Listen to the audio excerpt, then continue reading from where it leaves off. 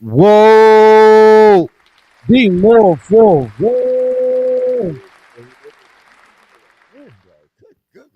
BMore4Real. Another Wednesday. Another Wednesday, man. It's Wednesday. BMore4Real. Man, the realest conversations on the net, on the internet. I am your co-host, OMG Danny. I'm Uncle Wayne. And come and get your weekly dose of reality, rated R for reality. BMore4Real. We in the building, I love man. rated R for reality. Oh. Man, rated R for reality. Remember that. Come get your weekly dose of reality. Hey, yo, it's hot in here. I know you got a fan. I got the sir. paper fan. You know how y'all know how it is. Them church folk, the ones that grew up in the church or whatever. Hey, you grew up in them homes with the AC. You know what I'm saying? You know. If you know, you know. Sorry, but the ones we went to, the church did have the fans with their name on it. They at least had that. The much money they collect. This fan got my name on it somewhere. That's how they you first just can't started see collecting money in them churches for the fans before they got to the roof. This one got my name on it somewhere. You just can't see it. You just can't see it. So BMore4Real. Man, realest conversations on the net, man. Yeah. Don't you forget it. How was your week, though, Man. Daniel? How was it, though? My week was... Actually, my brother. Look, I'm blessed. I'm gonna say this. I'm blessed. We go. You know what I'm saying? There are trials, there are tribulations, but we shall overcome. You know what I'm saying? I shall overcome. We shall overcome. All of us are going to overcome. You are here. Yep. A lot of us, especially in Baltimore, did not make it for real this Wednesday. You know what I mean? For real. So you are blessed. I am blessed. Highly favored. We're going to go ahead and clap it up for that. But you know what? I got to take the highly favored back because that's the whole personal thing. I know you're blessed because you're here. But highly favored is personal. It's another story. Yeah, listen. It's another story. Look, that's a whole BMore4Real. That's story. What we do. That's what we do. We got to be BMore4Real here. You know, I can't get nobody highly, favored. That's a personal thing. I hope that I am highly favored by the Most High. Yeah, well, that's personal. And I wish that I am. That's and it personal. Is. And that's it personal. Is. You know what I'm saying? It's like calling somebody a saint and all that other stuff. That's why I said that's personal. What it is. It is what it is. That's personal, Daniel. It's personal. And BMore4Real. You got that name, Daniel. How are you, Uncle Wayne? Let's start with that. How are you? I make that clear.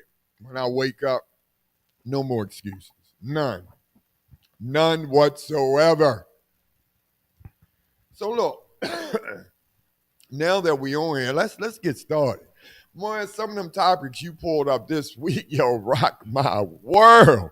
I mean, very interesting. We do have a very informative, a very action-packed show with you for sure.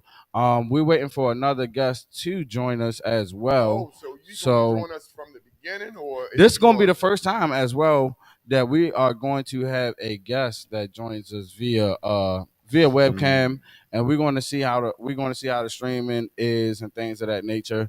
The guest will introduce himself, and this is. And let me explain to you why we're doing this, because I know you all saw our show last week, and I know you saw our technical difficulties, and if you want to call them that, or you can call them where we didn't have let me see what I'm saying. How do you call that, Daniel? What do you call last week? Well, it really was technical difficulties, and it was heavy technical difficulties. This was the first time we've ever actually experienced what we experienced last week. So that is a fact. So there's learning curves in life. Okay. We'll There are learn. there are learning We'll curves chalk in that up life. to a learning curve. There are learning curves in life, and we're live, so there are gonna be mistakes that's made live, and that makes us no more or less of a media broadcasting station than it does the news or anything like that. See, what we're doing here is we are deprogramming people to what they've been programmed to. And I've said that on a previous episode as well. Shout out Ayo Boutique. He was on the episode. He the one that made me pay attention to what I was saying. But this program is made to deprogram you what you've been programmed to. We always used to looking at people in a certain light, like you were saying, like with people with suits. You know what I'm saying? Men with suits, we've always been enticed and influenced and hoodwinked Mm-hmm. and things like that Mm-hmm. by men in suits, you know what I'm saying? And it's like the same thing with the TV and the glitz and glamour of social media in this day and age as well. So, you know, Yeah. it's a But we're gonna get conglomerate it of right. So this time we're gonna show y'all we can do Zoom. Hey, we're going to make it quite interesting, but I'm serious. Some of the subjects you brought up this week, very interesting. I'm telling you, because we got to get into it, because you got to realize you all are leaders and you all have to be informed about everything that's going on around you. Seriously, because your children are our future. So exactly. you got to make sure what they are learning are productive and effective. And that is a fact. And Yeah, so, with that seriously. being I'm said, Uncle Wayne. That's why I'm on y'all. Because listen, I'm retired age. You all, everything that comes into your household, you got to know about. And listen, I got in that subject. Should you be friends to your children? That's the biggest topic. Should mm, you be friends to your children? You know mm, what I mean? That biggest topic. Should you be friends? Some people say you got to be a parent and not friends. Some people say you shouldn't be friends to a parent. I feel that you need to be both. Really, you should. You should be a friend to your children, and you should be a parent. Get all of it out of them.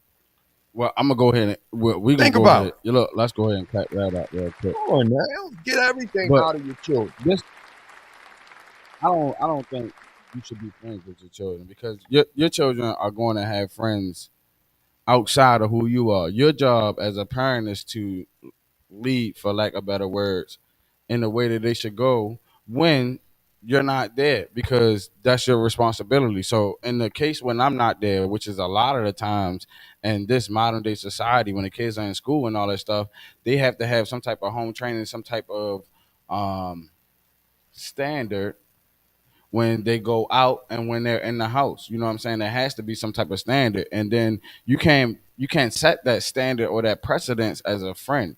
As a friend, you can't tell somebody but so much because you're a friend. But as a parent, you can tell somebody every single direction because you didn't watch them grow. You understand what I'm saying? I didn't change your diapers. I know who you are. I know your personality. You understand what I'm saying? These are for real parents.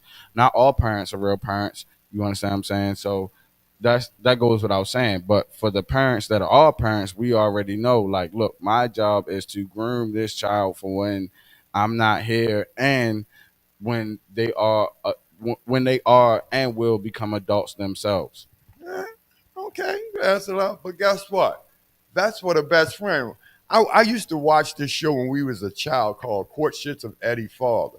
It was, and this song used to be out. Let me tell you about my best friend. Hmm. And it was a child, and his best friend was his dad. You know what I mean? And everywhere he went, it was his best friend. Because really, that's the thing. Your father is your best friend. It's the image of what you want to be like. Hmm. That's your best friend. And oddly enough, I can actually understand that and understand that, but you know, it's still a dad. You know what I'm saying? Like your friends. An example. That's see, people don't understand what a best friend. And a best friend is an example of what you want to be like. Right. The Right. wind beneath my wings. See, people, because you know why people, because people nowadays don't know what a friend is. It's that unconditional love. You know why? Because people nowadays don't really have true friends. We have acquaintances. We have people we smoke blunts with, but we don't have no true, genuine friends. That will be a topic for another Hey, time. I Real. I told mean, you I'm like Uncle Wayne. friends, I'm friends, retired. friends are ultra. I've been through the Friends are ultra bullshit. important. Hey, Friends are I'm Uncle ultra Wayne. I've been through the important. bullshit. That's why I'm a great teacher. Friends are too important to where as though I heard this quote from Muhammad Ali. You know what? Talk to me. Save that. I'm gonna save that Talk because to me. that's gonna be another topic for another time. Hey, We have some bigger bam, fish to fry right now. bam. We have some bigger fish to fry right now. We're gonna go ahead. Bigger fish to fry. Let's go ahead and get friend. into it because for time's Bigger sake. fish to fry. You got to get Hold on. love For on time's that sake, y'all already seen the title. Hold on. Let's get 1 second. 1 second. one. Gonna have to give me some Let love us on that have one. our special guest join for a second. Oh, okay. We He's about in. we apologize Right. I'm about looking this forward to inconvenience. that one myself. Hey, can you hear me? On which screen? We Which we screen? can't Which hear you. Let screen? me see if you're on mute. Let's request. Let's take you And off let me know mute. which screen. Which screen? Let's take you I off. got me. That screen ain't on. Okay. Yup, we can hear you. Yeah. Yes, sir. How are you? No, I'm chilling, bro. What's going on? What's going on, both of y'all? Bless. Sorry I wasn't here when you all were testing the cameras and stuff, but I am here now. God bless you, brother. God bless you. All good. It's good to see you too.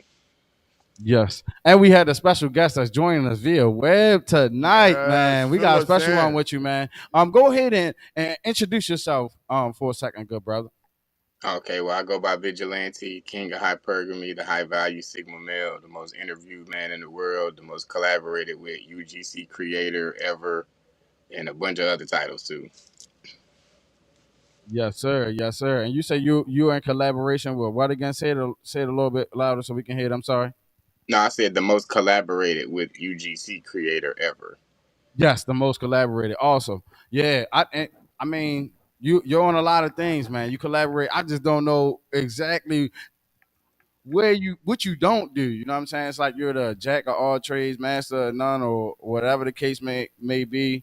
You got your foot in everything, man. And we miss you. We wish you much power, peace, and prosperity over here on this side, man. We appreciate you for joining the podcast. Yeah. Well, Thank fill us in. So, listen, he's been filled in.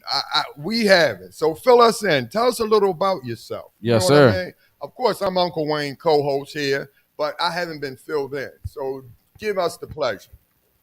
You know, I built my career off of a lot of mystique.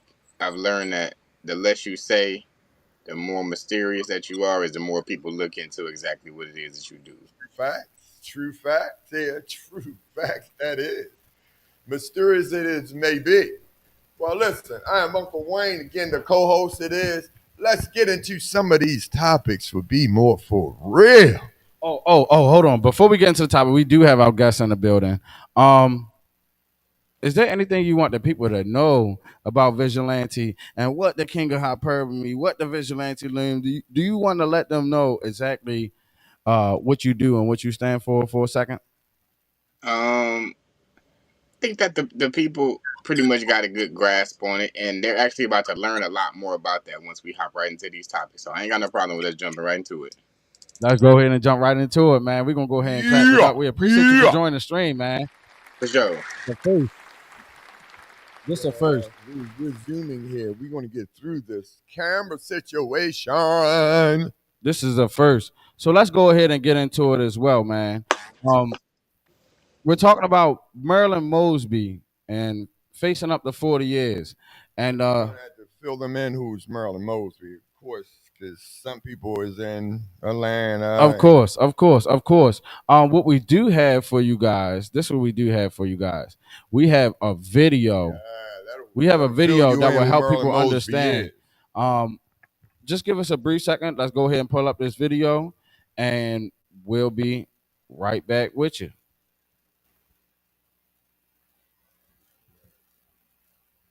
As one of the few black state attorneys, Marilyn Mosby took a number of political risks during her 8-year tenure. She moved to decriminalize sex work and marijuana. She established programs to provide nonviolent drug offenders with alternatives to incarceration, and even started one of the country's only youth and prevention departments. But it wasn't until after her push to prosecute the officers who killed Freddie Gray that she found herself on the other side of the courtroom, convicted of fraud for withdrawing funds from her own Baltimore deferred compensation retirement account, something 739 other city employees, including 3 people who worked in the same agency as Attorney Mosby, did during the pandemic. Yet she was the only one prosecuted and now faces up to 40 years in prison. Marilyn Mosby joins me now. I guess the first most obvious question is, how are you doing? This must have hit you like a Mack truck. I mean, first and foremost, I'm blessed. And so thank you for having me on. Yeah, it's still an incredibly sobering moment, right? I've done absolutely nothing wrong, nothing illegal, nothing criminal. This was your money. Was there any public money involved in this transaction? No, absolutely not. This was not, despite how I've been vilified, when the gag order was in place and I was unable to defend myself. It's just not PPP loans. This is not a COVID relief funding. This was the money that I was putting away every 2 weeks in a retirement savings account. Wow. And we are here. We are back with you, man. This is just the gist of the story.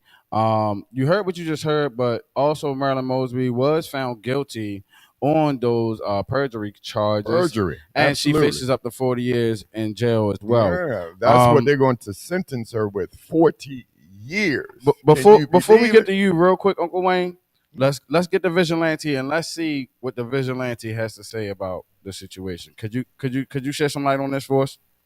Sure. What I want to happen is, though, on this particular topic, especially because it's so close to home, I want to hear both of y'all's opinion, and then I'll just let you know what I agree with and what I disagree with. Oh, that's awesome. That is awesome. Uncle Wayne, would you proceed? Well, look, real deep, because this hit close to home. Our issues is she stood up for a situation of Baltimore, because before Marilyn Mosby prosecuted the cops, the Baltimore City Police Department was out of control. I mean, 100% out of control. They were disrespecting the Baltimore City citizens in a rate you've never seen. But with Freddie Gray, they went too far. The death of Freddie Gray means they went too far.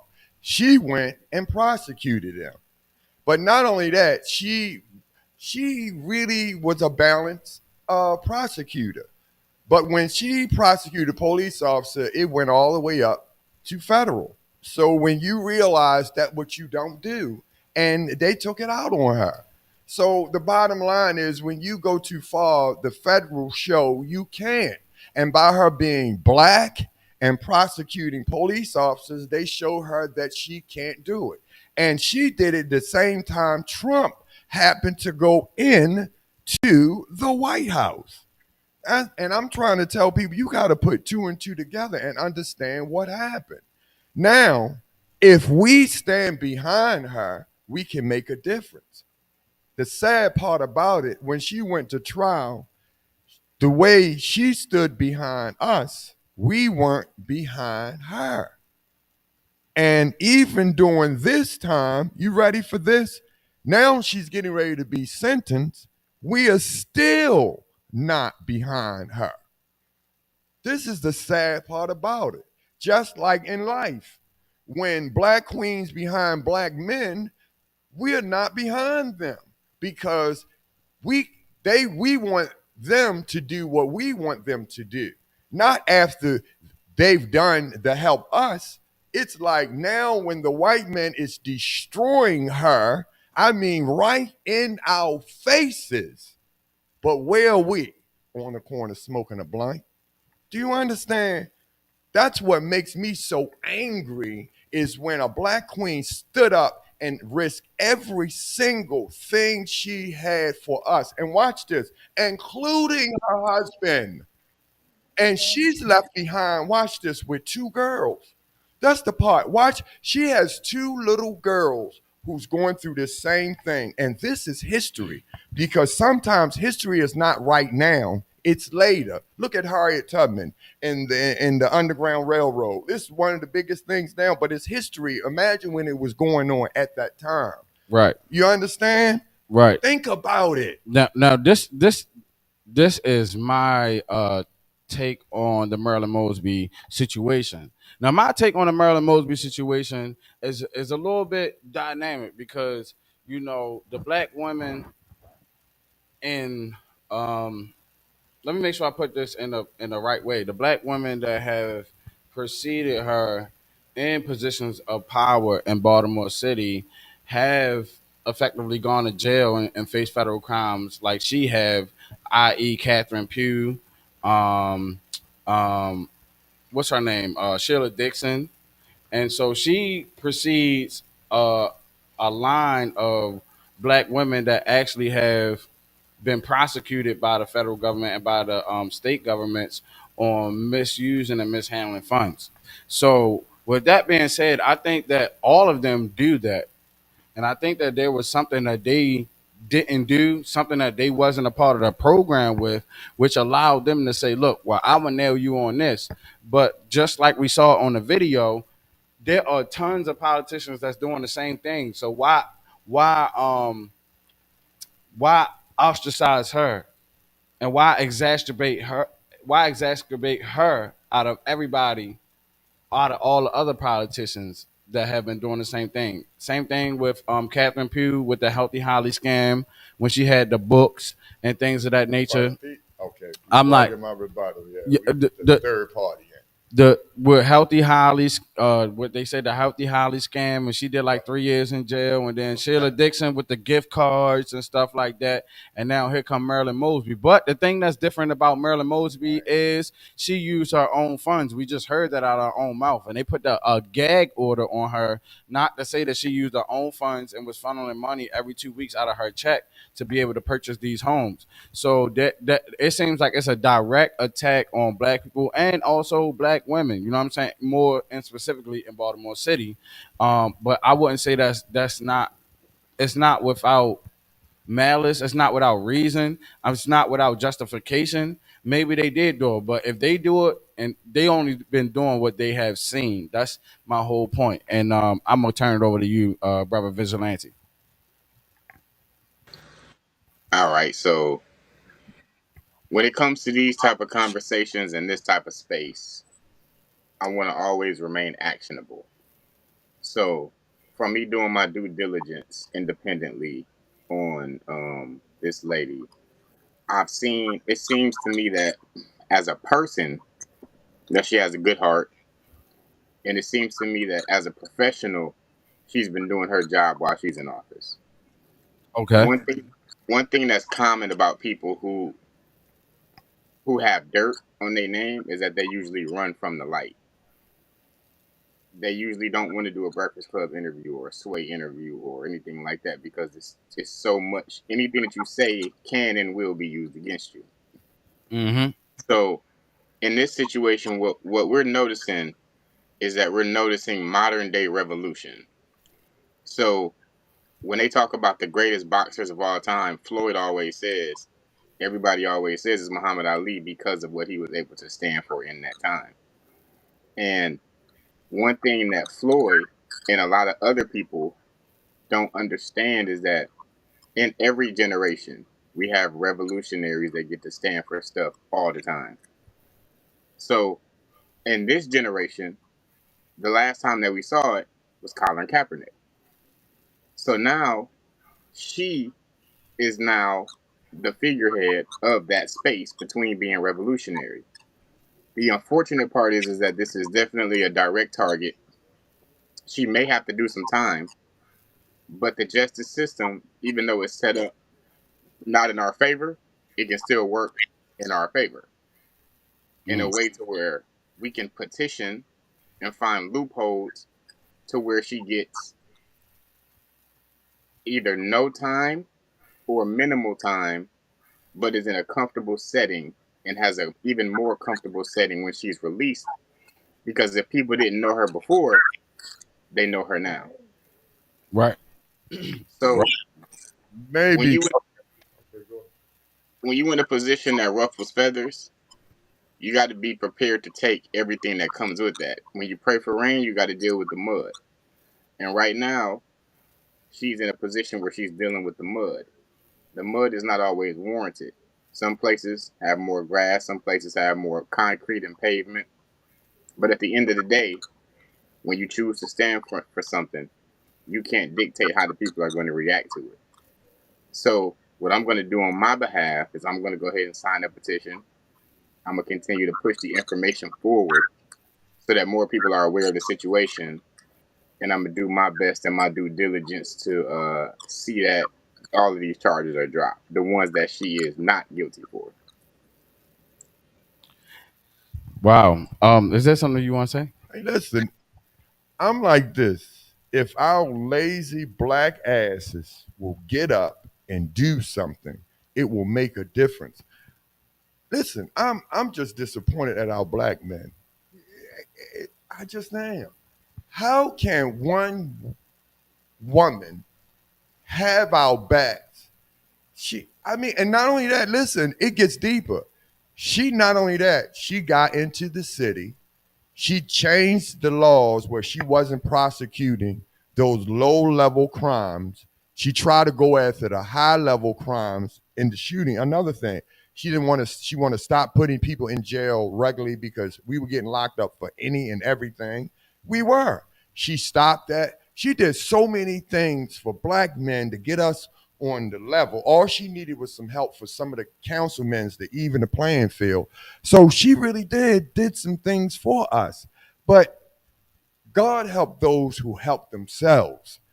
Right. You get what I'm saying? So I understand that, but it makes no sense. She wouldn't have to suffer if we would get our lazy black asses out and support her. It doesn't make any sense because she got two young girls home that's going to miss her. Seriously. She got two young girls, and then she showed the years on Facebook as they was getting older. Not only that, her husband left her because he's still running for political office. These are true things. She's left alone. She barely have any money. These are true facts. And I'm telling you, where are our black brothers that she helped out? You know where they are? On the corner smoking blunts. See, these things, I have no remorse. I'm Uncle Wayne. Listen, these are facts. This is history, and it's going to come around again. It is our turn to make history. And that's why I'm on you, Daniel, because it's your age group. Your teenagers, which are your children, are bucking. They are bucking because nothing is set right for them. It's because of this situation right now. How dare they get the chance to give her 40 years because they still get a chance to run the laws? Who are they? Old, decrepit ass white men who still get a chance to run shit. Half of them old, dying out, but they still get a chance to run shit. And I I agree with a lot of what you're saying, but my the whole gist of what I'm getting from it is, and I know she's a black woman and she's also courageous, but she really had the for lack of better words, she had the balls to stand up to the government Right, and to the police and say right. that, yo, y'all killed a black man, y'all know that wasn't right and all that stuff, which in Right. turn where we stood up for Freddie Gray, and then from there the policing and changed. But you have to look into the dynamics of it. After that, she's always been attacked as state's attorney because you have to realize that there are brothers that she didn't prosecute at the same And time they and deserved went to it. jail. So I She mean, didn't prosecute them and they I'm didn't not saying that deserve she's it. wrong or right. She prosecuted the cops I'm not just saying that like she's she wrong or right prosecuted the about that, brothers. about No prosecution, difference. because I have my own qualms about the Deserved prosecution. it, deserved it. I have my own qualms about the prosecution and the state laws. But my thing is this. She actually stood up to the police department and how they were policing people, and this is what she got for doing the right thing. Because too often police do things and the government do things, and the people that know better, that have a conscience and that have reasoning and that have logic and that have compassion on people, they would know that this is wrong. And that's why they came up with the term that your silence is still what do they say? Your silence is It's violence. No, no, not your silence is violence, but your silence is like your silence is just I guess giving Same an difference, okay. not doing it. Your silence is Because permission, because if you don't say nothing, you see an officer assaulting a civilian, and you don't say nothing as another officer, you can't say anything. And see, that sounds like a freaking gang, and that's what she went at. She went at the gang of the government. she went at She went at the anybody. gang of the One government. thing about her, she was fair. She went at anyone who's pulling the trigger or anyone who's killing somebody unfairly. She Exactly. went at them. Whether Exactly. you was a civilian or you was an officer, she went at you. She was fair. You would respect her, and she did it well. But what do we do as black people, and especially as black men, having more power and more authority than women? What do we do? And I'm gonna ask Brother Vigilante for a second. What do we do? What do you Well, what do think? you think about the What's situation? next? Who will be next as us black men? And especially Atlanta got some of the most powerful black men of all. The Black Mecca. Which All they right, so this what I'm gonna say. This is what I'm gonna say right here. Can y'all hear me? Yes, sir. Okay, so back in 2020, when the laundry list of the African American killings were happening at the hands of police, I went to go see my first Cobb County police chief, and I had a meeting with him that was scheduled for 15 minutes that lasted for 2 hours. Yes, sir. And one second, Brother Vigilante, because you don't have a mic, just speak up a little bit so that we can hear you. They could probably hear you online, but we Okay, need I got you. well. All right, so I went to go see the police chief in one of the most racist counties in Georgia, and we had a 2 hour conversation, mano y mano, and that got printed up in the newspaper. And from that, I got to have my first lieutenant, my first sergeant, and my first deputy chief. The relationship built at that police station. We just had our new elections in Clayton County and in Douglas County for the new sheriff. All three of them agreed to come onto my platform and have a conversation with me so I can introduce them to my fans and hold them accountable for what it is that they say that they want to do moving forward. What it is that we have to take these positions of power and we have to use the power that we have to bridge the gap. There's Mm. no sense in being upset with what they're doing in a seat that we're not even trying to claim. And we have never Woo! tried to claim Hold it. on, big brother. truly Hold agree. on. Yes, sir. We back with you. Go ahead. So one of the things that I like about I don't call it being rich. I call it being really resourceful. One of the things I like about being really resourceful is the fact that I can take my fan base from all the movies I've been in, and all the celebrity boxing matches I've had, and all the stuff I've done, and I can stand next to a politician and I can say, hey, do you want to build these tiny homes? Hey, how do you feel about building this park with me? Hey, how do you feel about this? How do you feel about that? And I can put a tweet out or something on my Instagram and say, hey, I want 10,000 signatures on this thing for this right here. And we have to use more of that, more actionable voices that actually have plans. The pen is definitely mightier than a sword, but the sword, which is going back to what he was saying before when he said if more black men stood up, she wouldn't be suffering. I'm gonna have to disagree because every time that you stand up to a system, there's going to be some type of suffering that's going to happen. And the proof of that is The Passion of Christ by Mel Gibson. There's a man named Jesus, and he's perfect.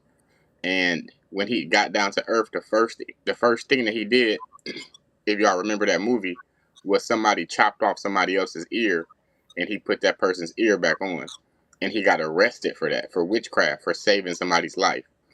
They asked him, was he the son of God? And he said yes, and they beat him for it, and shoved needles in his head, and ripped his skin off, and put holes in his hands, and they made him die on a cross right next to a thief and a rapist. This is a perfect man. He did that so that when situations like this came about, they would understand that you're going to go through something in order for you to be able to make it out to the other side. Man, that's powerful, man. That is That's powerful, man. We're gonna go ahead and clap it up for you for sure. Woohoo. That's powerful. Be more pod, man. We appreciate you guys, man. What's Be more up, pod. B-More They said Pod? hello, fam. Be Mother more from pod said another. I agree, man. We Mother appreciate all from of our another. streamers, viewers, and everything, man. If this is your first time looking at the stream, make sure you go ahead, like, share, and subscribe. We're on our road to 1K. We chilling with our brother Vigilante in the building. But as we digress, man, that was an awesome point. And I would agree on some things, and I would disagree on other things. One thing I would agree on is that you know we we have tried to buck back at the system and everything else like that. Once you're trying to buck back at the system, and once you're giving the system uh, some type of resistance, then there comes some type of persecution.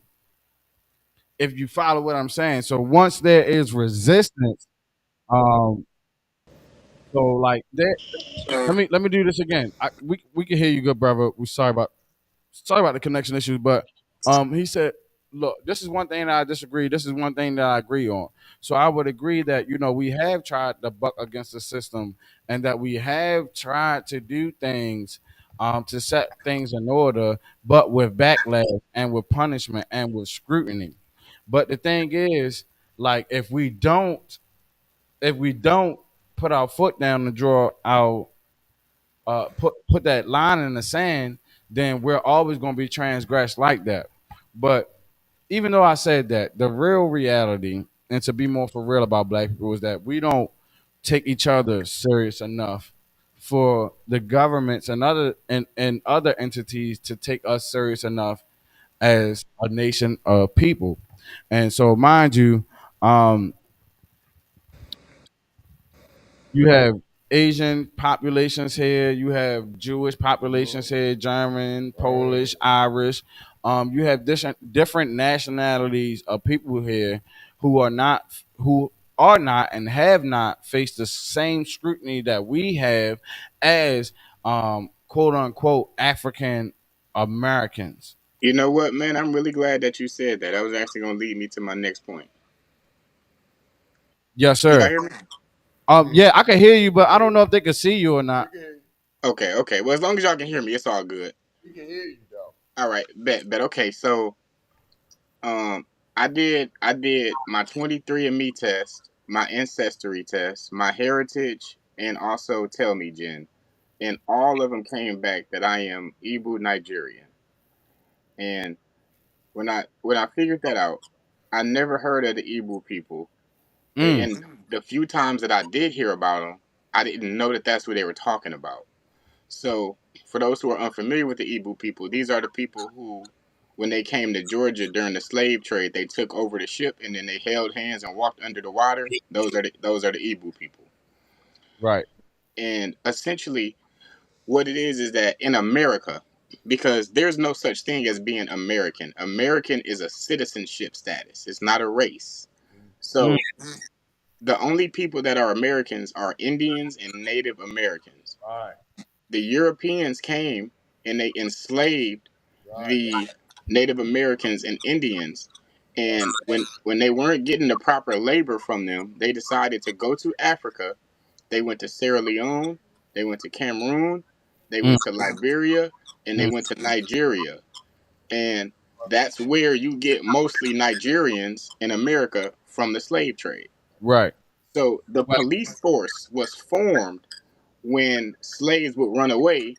The very first police officers ever were to capture runaway slaves. So we are combating a system that from the beginning of time, not figuratively, but literally, was against us in our skin prototype. So it's I'm saying all of this to say, when you say buck up to, there are better ways to combat the systemic oppression that has been placed upon us without sounding like Jesse Jackson. yes, In sir. in And those ways, I'm not saying buck up, and I'm not saying buck up at the system as black people. But what I'm saying is not to sit down while you piss as men. We gotta pull together. When you a man, you stand up and piss. You We know what I'm gotta saying? That's pull if you know, you together. know. You don't sit. You Right. don't We gotta pull down. together. You I get don't. what you're saying. So now Pull what we have together. to do in 2024 is we have to redefine what pull together means. And then we have to make that actionable. Yeah. In order to pull together, just like you said, we got to understand. First of all, we have to be educated. We have to be educated without trying to go to college to be educated. We got to be educated on the simple things of facts, common sense. Common sense has to be our education. That's what it is. Things are simple in our face. That's what we got to do. And if we had to understand that, that's what we do. And then things we all can agree on. That's called foundation. Do you understand? And we have to understand we have to bring God back, not the religion. That's where we always arguing over. That's where we fail at because we're divided because we're arguing over religion. We go right past God to a religion. That's where all of us argue at this religion, and we go past that. We have to realize foundation, God. We have to realize there's a higher power, God. When we put that down, that's the foundation. Bam. If we pull that together, then we can pull together. You understand?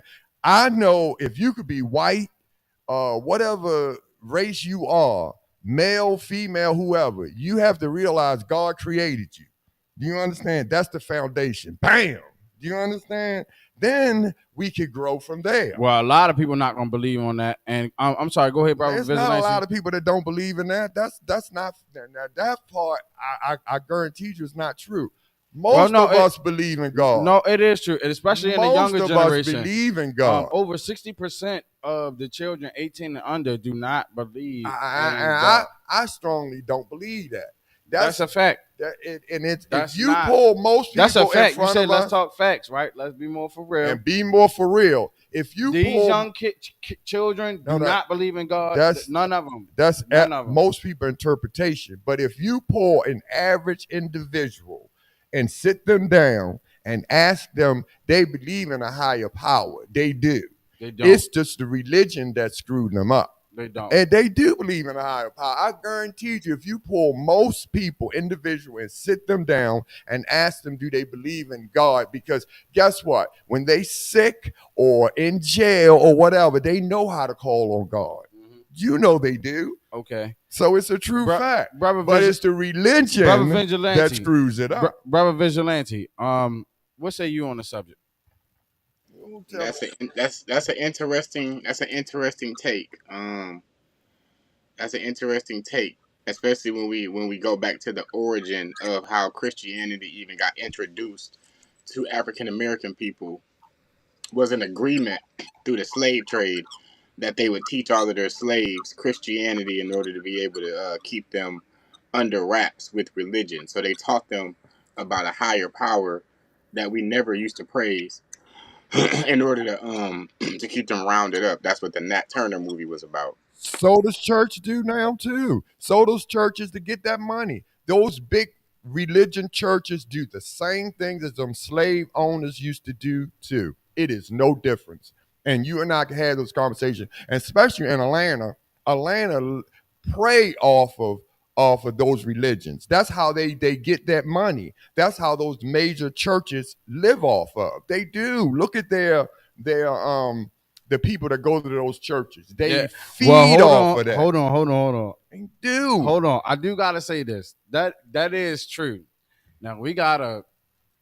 I hate to put names out there, but we got a significant pastor that was here in Baltimore, Maryland, by the name of Jamal Bryant, and he took over a church down in Atlanta, which was already a corrupt pastor that was before that. From a church that was true facts. These are pastored facts. by Bishop Eddie Long, who had questionable dealings. Well, not even questionable. That These was are facts. Factual, actual dealings with get this stuff some out. outrageous things. So, I mean, that goes without saying with anything, though. I mean, any religious. I just said that. Any religious not facility. God, it's even I've noticed that people have sexual misconduct whenever they deal with. It's a pattern with coaches, pastors, they go any spiritual leaders God into the religion. there's a lot of sexual misconduct within a lot of those organizations that's responsible for raising women and children. Over and So over yes, and even over even and the Catholic Church, and I know people over hate to hear again. this, and It's the it's true not facts. an attack on you These people. are facts. It's just being more for real. These are facts. So these are Facts. facts. So I would agree with that and stuff like that. But what I'm saying is that they were using techniques from the olden days on politicians like Same way. Marilyn Mosby to get them out of there, knowing that the politicians were already doing the same thing. And so I'm like, us as black men, I mean, like, no, it's not cool. Not even as black men, but as a black people, it's not cool when we see things like this, Freddie Gray, and all we're gonna do is march around and all that stuff. What the heck is that stuff doing? We've been marching for Freddie Gray since And we 2015. don't follow We've been through. marching for Trayvon Martin Time since to 2014 or follow whenever it through. was. We've been marching with Tamir Right, Rice. time to We've been follow marching with them, through. Sandra Bland. We've been marching So with what's them. next? We didn't hands up no peace for that long. What's next? You know what? Look, I like the teachings of Martin Luther King and I like the teachings of MLK.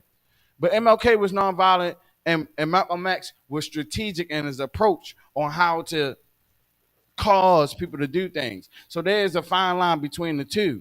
And one thing I do like about Martin Luther King is his ability to say, and I think this is what the brother Vigilante was saying. Look, we are 80% of consumer spending. We're not spending no more money with Louis, Gucci, Prada, none of that. We're not spending no more money on your bus lines. We're not going to work for none of y'all until y'all meet our demands. That's what they did. They boycotted. I think that's even more. If you realize how much black dollars are being spent and making these other people rich, then we will realize. And I have said this on other programs, and I'm gonna say this real briefly, and I want to get to you, brother Vigilante. I said this before. Black people, the black dollar circulates 6 hours before it leaves the black home, which means that as soon as you get your money, as soon as you get paid, your money is going to your bills and stuff like that. But in other ethnicities and in other cultures that exist in America, the money lasts longer and it trade hands a lot longer before it leaves this community. So black people are 80% of consumer spending. And if you look at it really, black people are 98% of consumer spending because these other people, they spend money with themselves. They spend money with their other people. This is why they could be white and all that stuff and still wear Skechers but make $1 billion. We don't get that. We want to look like something, you know what I'm saying? Because we've never been anything in America. That's something that they did we're to not us. being taught. But we can look like something with also owning something. They say, look, y'all can buy whatever y'all want, but as long as we own everything that y'all buy, we still gonna be at the top of the totem pole. And to whereas though even the Hispanic cultures and the Spanish cultures have came over here and have outdone black people that have been here, been oppressed, and been through the system for more than 400 years. And it's not their fault. And it is not their fault. It's not my feelings, it's not my emotions. Not their fault though. It's really not there. It's us. Right. So the It's pushback exactly got to be fault. there. I'm gonna say that to say this. The pushback got to be there. What say you, brother Vigilante? Which point do you want me to touch on? Any point that you want, because we done rambled on for a couple seconds. You know how We got some other things to talk about, man. We done already look. We about to get into it, man. Just go ahead and address what you need to address and feel what you need to address. This your show, big brother, right now. Okay, I got you. Okay, so let me say this about the black dollar. Let me say this. My mom had me when she was 18 years old. I was her third kid. She had 5. She had 5 kids by 5 different dads. I don't think anybody put a gun to her head and made her do that. And I don't know if she knew that, especially with me being born in Flint, Michigan, that she was setting me up to be a statistic, along with my sisters. In the black community, we have the only community where when you meet somebody's brother or you meet somebody's sister, you have to ask them, do y'all have the same dad or do y'all have the same mom? Wow. We are the only people in the world who don't celebrate pregnancy because our African American women get pregnant under the worst circumstances, back to back to back to back, generation after generation. And I'm saying all of this to say that I'm gonna say a good 70 to 80% of the stuff that happens to us, we do it to ourselves. Agreed. Agreed. We have become our own worst enemy lately, and it's a true fact. Agreed. And you put that so eloquently. We're gonna go ahead and clap that up. We got to do that. We gotta do that. It comes from lack of education, lack of knowledge. You know what is it? We're not being taught. You know what I mean? Is that what it is? I mean, because watch this. When they go off to college, they don't come back and teach us. They go away and taught that they are better than the rest of us. Politicians that we elect to help us, they don't come back. They go as if they better than the rest of us. So who teaches us? Can I say this? Right. Look, I'm gonna say this because we don't talk about things that need to be talked about. On the realness aspect. The realness. On the realness aspect, look, everybody is prejudiced, but only one group of people are racist. There's only one group of people on this planet Earth that control race and other things on this planet. So the sooner that we realize and get out of our own minds and out of this conditioning that they conditioning us to, we will realize what we need to do to get up out of it. Because we can't talk about how white people control everything. See, look, it's all fine as long as you spending money on Louis, Gucci, Prada, and Gucci and Armani Exchange, and it's all fine. But then when you try to own the very fabric that it's made from and try to own those very companies, see how much pushback you get from them. Absolutely. And we sit back and look at it as black people like, all right, they gave Jay-Z $1 billion. All right, they gave Rihanna $1 billion. It could happen. Racism don't exist. Get that bull crap out your mind. Get that bull crap out your mind. Just because Kanye West, Jay-Z, and all of them, and Dr. Dre, and P. Diddy, before he made a mess of himself, had billions of dollars, that don't mean nothing. That's just a house nigga and a field nigga. They gave the house nigga crumbs off the table too. They gave the house nigga crumbs off the table too. That's our problem. The gatekeeping, all those people that have made it and say, look, I got money, you broke and all. That's what the house nigga did to the field nigga. That's what happened. And see, we wonder where this dichotomy, where this psychology, and where this ecology came from are these people. This was social engineering. And when we choose to talk about it, it becomes taboo. We can't talk about our women. We can't talk about our men. We can't talk about the government. And we can't talk about reparations because it sounds freaking crazy. Why does it sound crazy to you when we ain't never had shit ever when we came here into this country? So I'm gonna say that, and then I'm gonna say that, and then I'm gonna say this. Last but not least, our minds and our consciousness are being engineered by the things that we see on TV. And before then, it was newspapers and radio and all stuff, all the propaganda. See, people don't know that the government and all that stuff. This is why I have a big growth with Oprah. This is why I have a big disdain for the things that Oprah does. Like you really control media and a lot of the media outlets as a black woman, but you choose to perpetuate the same hate between male and female. It's really not the males. And I want you all look at me. Zoom the camera in, do whatever you gotta do. It's really not the males. The males have never changed. We are always going to work. Males are always going to do something crazy. Males are always going to do, they're going to do the same thing they've been doing in history. It's the women that have changed on us. Because they didn't put them in a position to say, look, I could take care of you. I could do this. I could do that. And if you feel different, then I mean, let us know in the comments.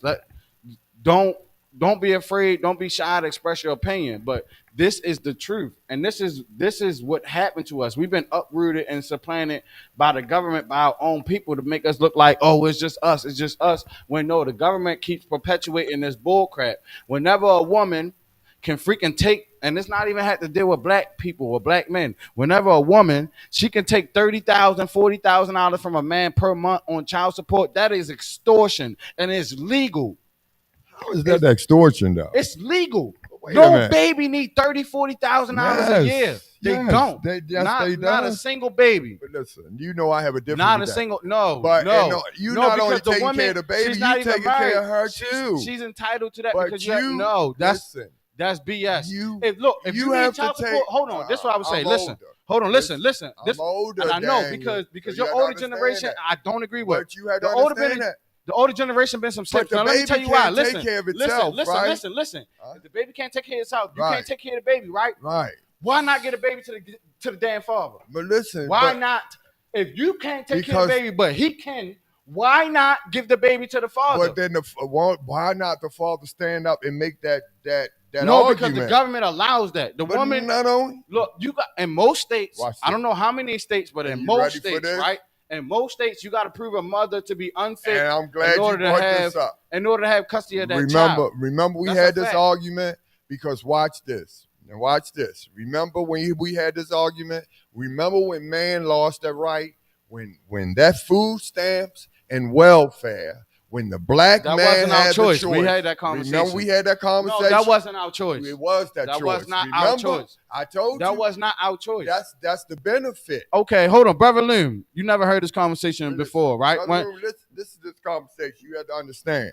Back in them days when we had to have the father in the home where the mother couldn't get the food stamp or the welfare. You remember back in the days in the 60s, we had to make those choices and the man couldn't be in the home or the mother couldn't get the food stamps or the welfare. And the choice had to be made where the father could be in there. Remember the movie where Diane Curl was in? I don't know how old you are to even know it if you knew anything about this. How old are you? May I ask? Yeah, sure. I'm 29, but I'm well aware of all the government assistance. Sorry, babe, my bad. But anyway, it was back in the day, but in the 60s, the man had to make a decision. If he was in the home, the mother couldn't get the food stamps or the welfare. That was not the man's decision. It was the decision. That was not the man's decision. It wasn't nobody coming in there dragging the man out the house. It was a conscious decision. But I know it don't feel right. But that was the decision. That was not the man's decision. I'm like this. Watch this, and this is the true facts. When that man decided to leave and the woman got the food stamps and the welfare, that's what started all the decisions. And watch this. The abortion, all the decisions Watch this. I'm telling you. So look, we lost all the rights. When did those laws happen? All back then, the 70s. This is what I don't like. In the 80s. The 70s, let's just say the 60s, right? Let's say the 50s, right? No, that's when let's say the 50s, right? No, Black people been in America since 1619, right?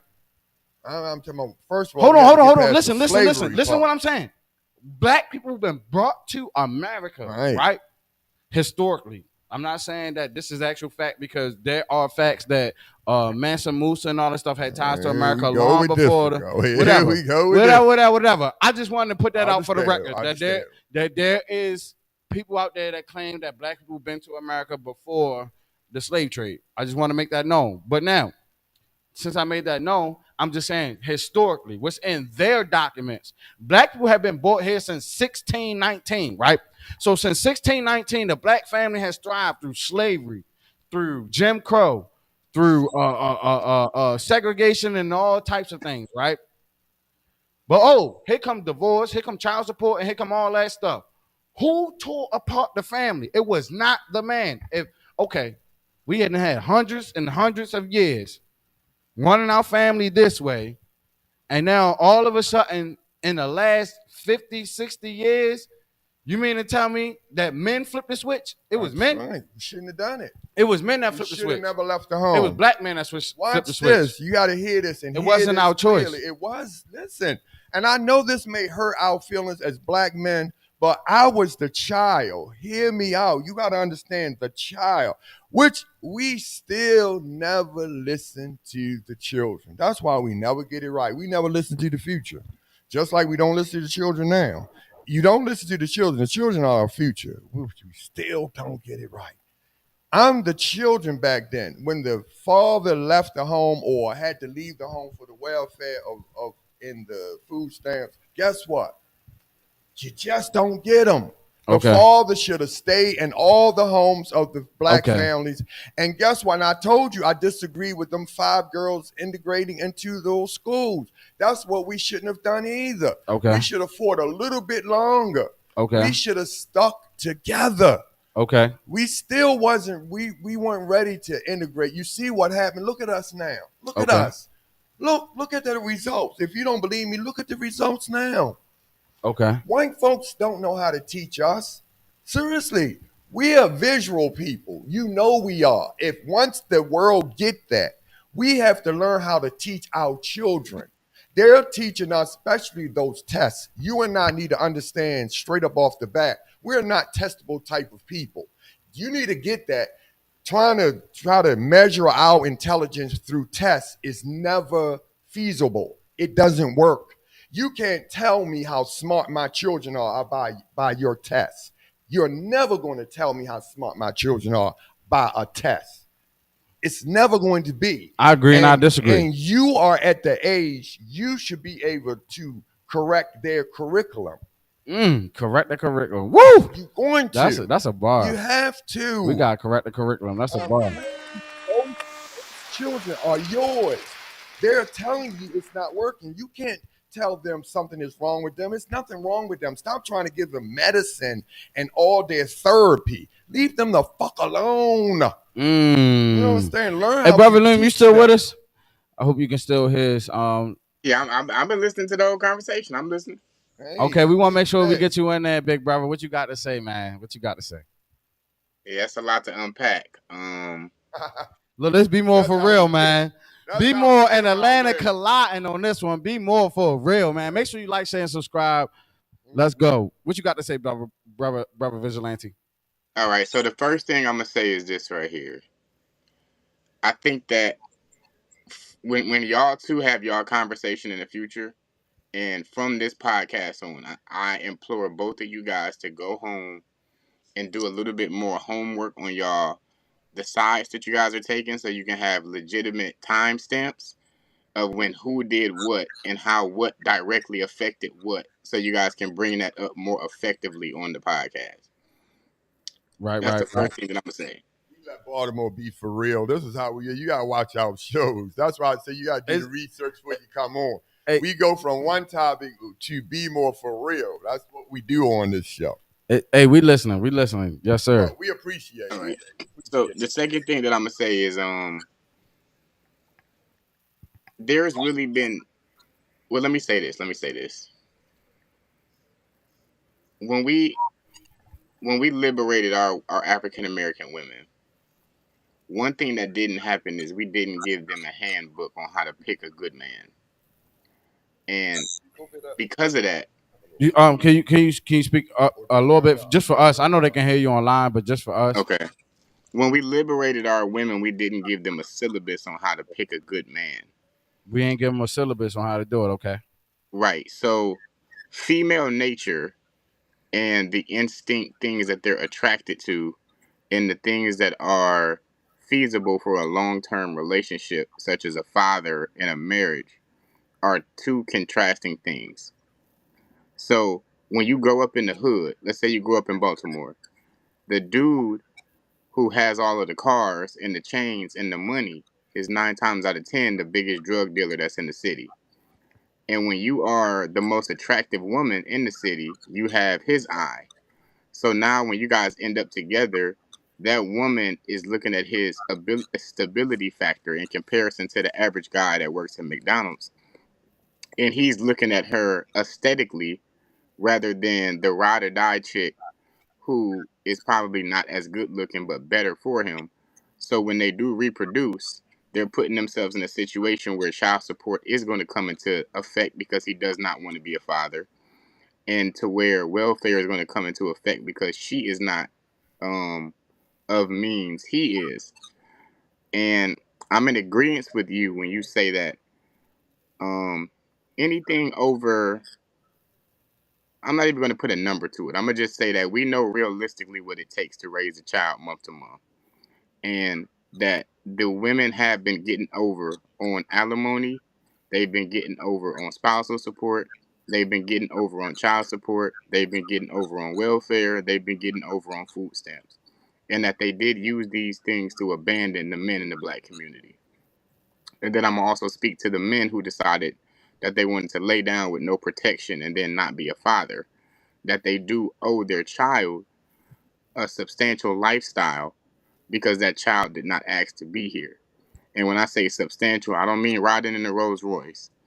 I mean to be able to have education, to be able to have a new pair of shoes if he decides he wants to play on the basketball team, to be able to have breakfast, lunch, and dinner every single day. He should not have more stability in jail than he has on the street, especially when it took two parents to make you, whether they stay together or not. That's a And then bar. I'm going That's to also say that I do not think that when government assistance first came around that it was a choice that the men just willingly said, yep, I'm going to go. I don't think that that happened. I think what happened was for the first time ever, there was a loophole in the system, and that loophole caused a lot of people to make decisions. I actually have a friend. She used to do my hair, and she had a Section 8 house. I asked her, I said, what happened to your first baby father? He was killed in the streets. I said, okay.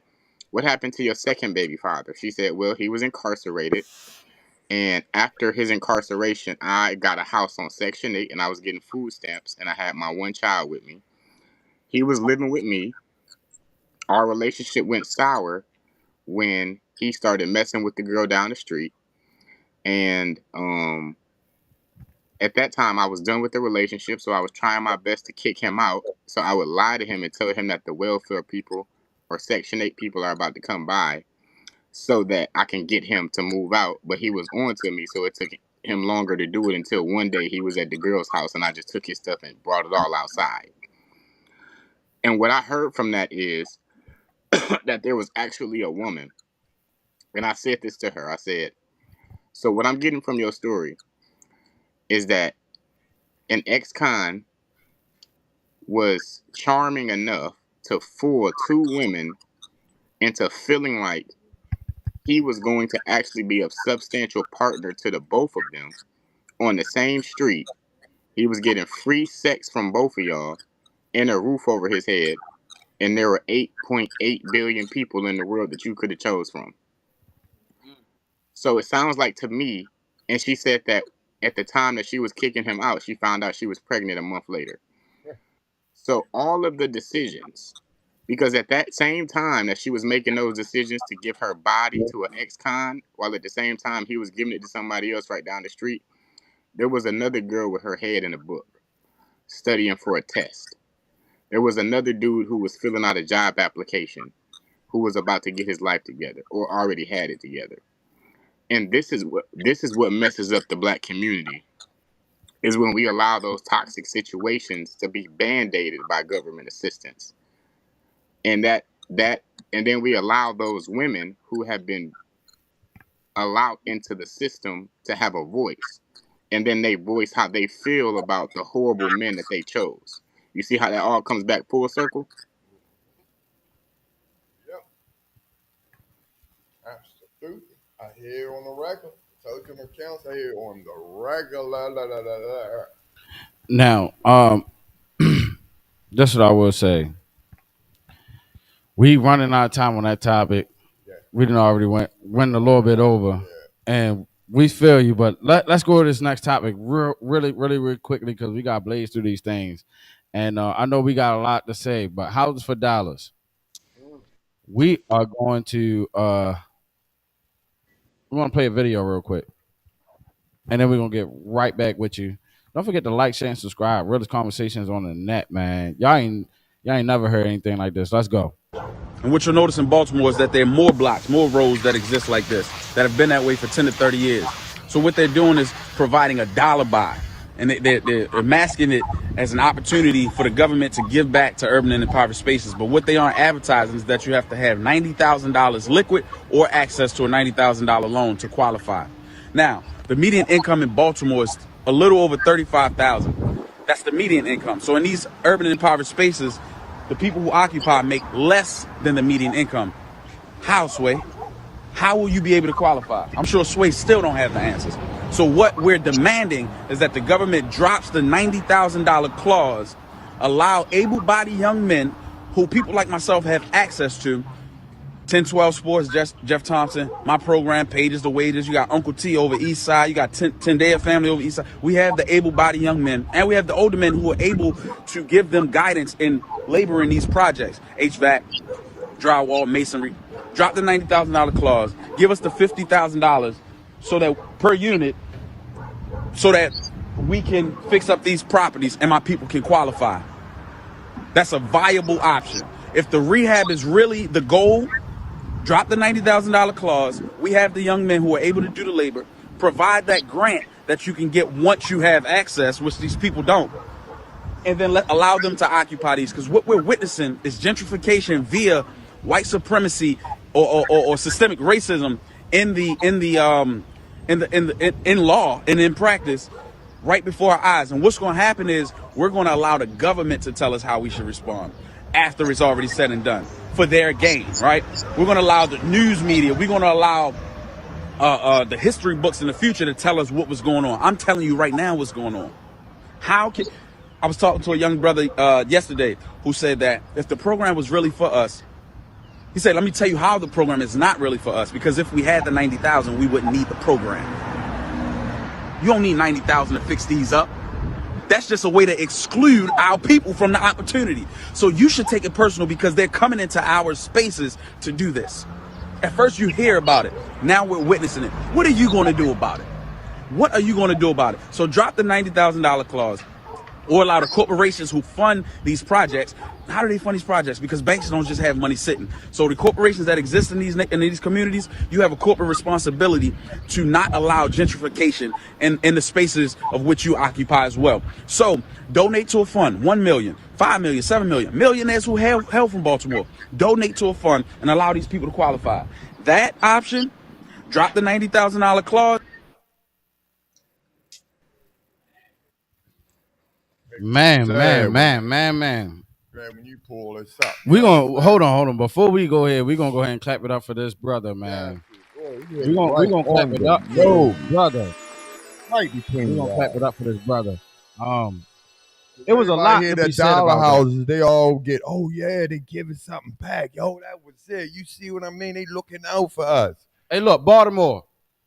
We BMore4Real. Everybody want to know about these houses for dollars. Another okie doke. We had a couple mayor candidates on here when we asked them about that and their opinions on that. And so if you haven't seen that, we just gonna encourage you to go back and look at those mayoral candidate videos the shows, when they were talking about look the houses for dollars. And we want you to see the correlation between the information that was given for you in this demonstration. But I ain't mean to rhyme. But anyway, look. The houses for dollars, man, is basically not made for us, the black people. And see, we don't think that racism still exists. We don't think that systemic racism still exists at that. Because like I was saying, when you give the house nigga some crumbs off the table, he gonna feel like he better than the field nigga. Or pretend. And look at the really Lynch. There's a couple books that you need to read so that you will understand that this is what they do to us to manipulate us in that environment. And that's where we get that pull yourself up by your bootstrap. If you did it, I could do it. Like everybody ain't no house nigga. We was in the field. We started in the field. You started in the house. You don't understand that. If you don't understand that, you don't understand that. Move the heck on. But as I digress, these houses for dollar things is bullcrap. And well, explain. Some people don't know what a house nigga and a field nigga is. They just don't understand. Explain to them what it is. Vigilante, you still with us, big brother? Yeah, I'm still here. I'm listening. Explain to us what the difference between the house nigga and the field nigga. He's Southern. He know more than we know. Yeah. So to my knowledge, a house Negro is a Negro who is way more subservient to the master, who almost feels like that he is almost adequate to the level of supremacy that the that the slave owner has, as opposed to a field. Right.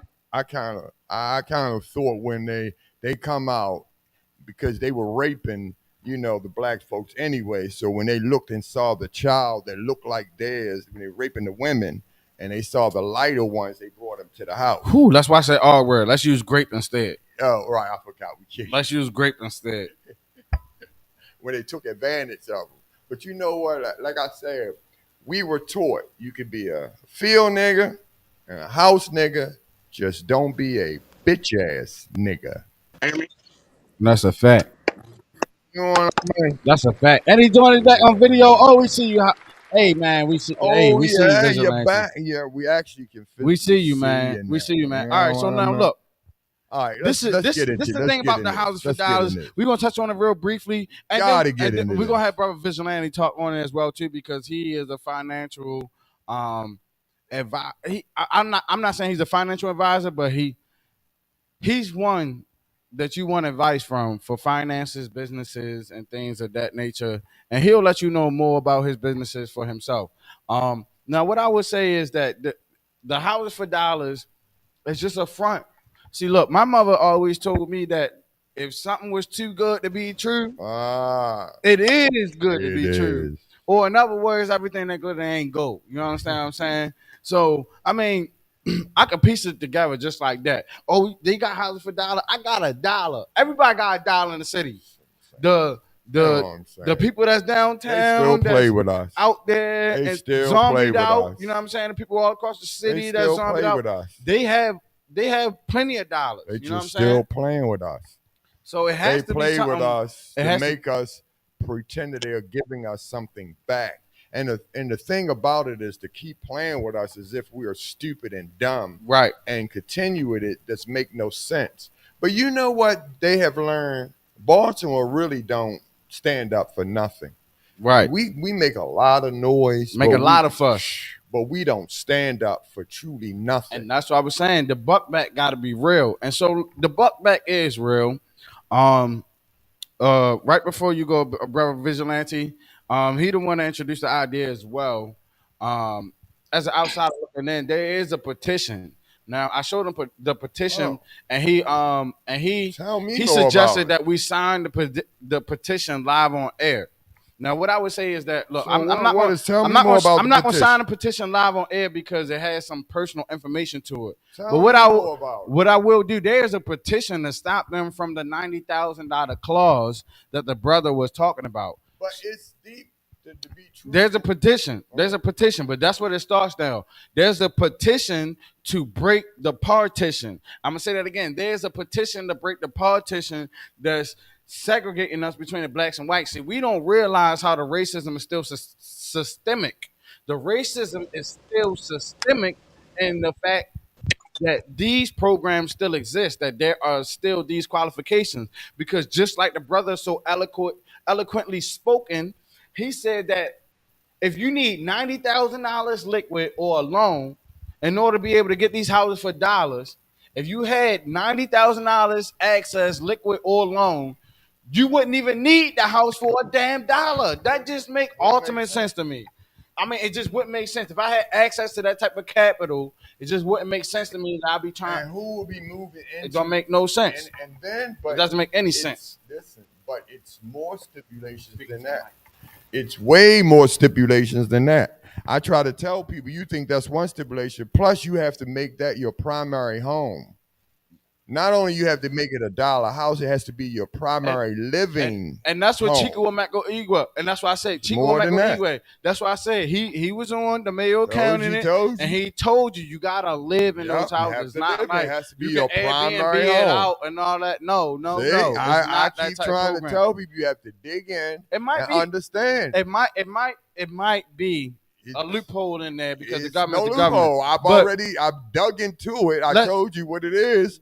I went over with a fine-tooth comb. I've told you, when you really figure it out, you really have to be able to rehab the house for really $200,000 because they want to make the house value to $200,000.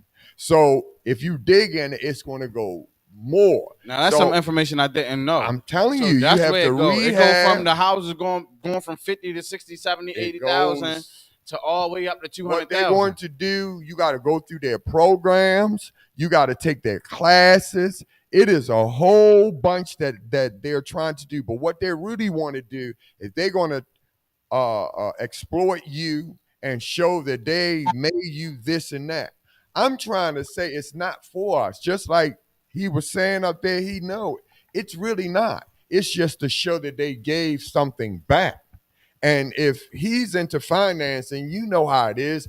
When they flip their books, they got to show what they did to nonprofits. They got to show they did this. They got to show they did that. And it's always they got to dangle that they done something for blacks. Now, I did as brother Vigilante. I said, man, what you know about Baltimore and everything? You know what I'm saying? And what's going on? The first thing he told me was about the houses for dollars. So I want to get his insight Did you on do that. any research? On the houses for that's the Ask- first thing I asked him. I said, what do you know about Baltimore and the stuff that's going on? The first thing that he mentioned was the houses for dollars. So that was without any provocation, just asking him off of the blue. Before he put his Speaking into the mic. toe in there. But before he put his toe in there, you know, I connected. I reached out to him. You know what I'm saying? We did our due diligence. We had an exchange, and I was just asking him what he know about Baltimore. First thing he said was the house for dollars. So I would like for you to tell us what you see about the houses for dollars program from your standpoint, brother Vigilante. All right, can y'all hear me? Yes, sir. Yeah, we definitely can hear you. Okay, bet. Okay, so the first thing I want to do is I want to completely ignore the houses for dollars thing. I want to ignore that. I want to talk about something that is parallel. This is what I want to talk about. Okay. I'm in the process right now, and it's gonna come back full circle. I'm in the process right now of taking over a Marco's Pizza here in Atlanta. And the other day I was at the store. There's a 15-year-old girl that works there, right? Right. She's texting angrily.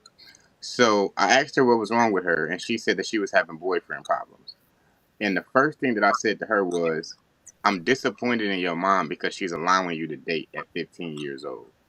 That's the first reason I'm disappointed in her. Can you say that one And more time a little louder so we can hear?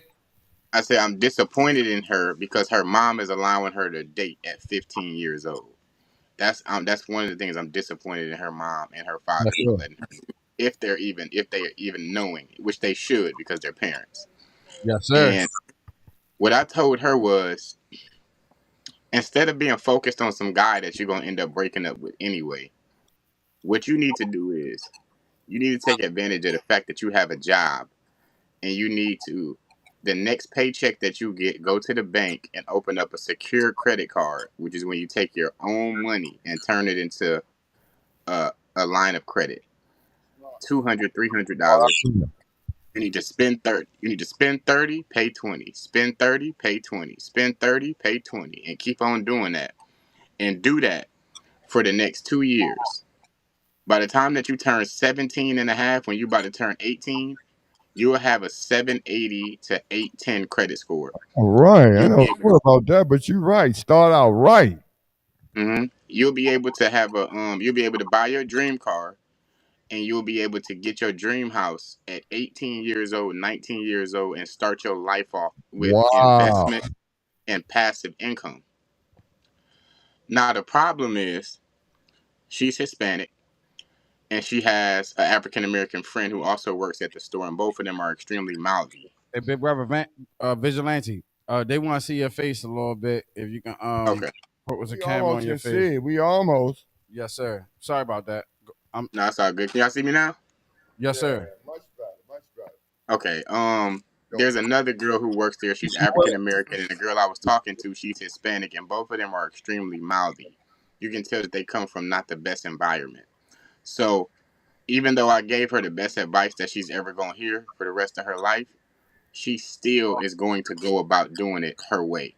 And 9 times out of 10, because she's already dating and her friend is already dating, they're going to end up being early moms, and they're going to fall into the system of renting, and they're going to fall into it with the wrong guys, and those guys are going to take advantage of their credit, and they're going to ruin their credit, Yeah. and then those guys are going to have ruined credit themselves, and then they're going to end up in a situation where they're depending on the city of Baltimore to have dollar houses for them to even have a shot at real estate when all they had to Ooh, do Dang, that's a was whole nother perspective. you are right. You That's are a smart. whole different Yeah. bang bang. And you have given her some good advice, some good credit advice. Oh my gosh, she could start out right. Can you imagine if she start out now like this? Woo! And you said before 17, is that correct?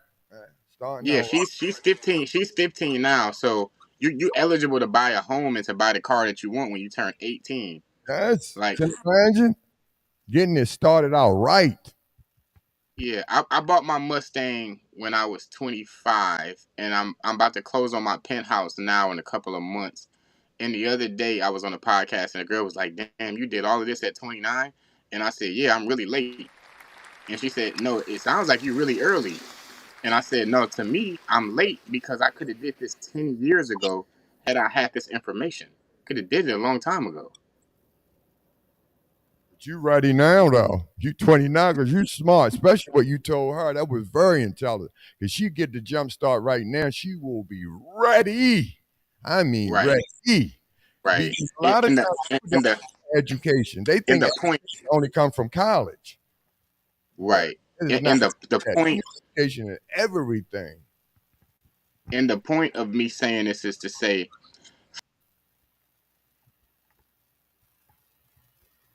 We lost him for a second. Oh, man. He gonna be right back with us. He All gonna be right. right back with us.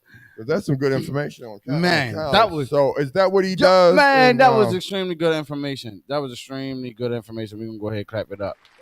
We're gonna go ahead and clap it up. It was extremely good information. And see, the thing a lot of times is that we don't pay attention to information like that. Yeah.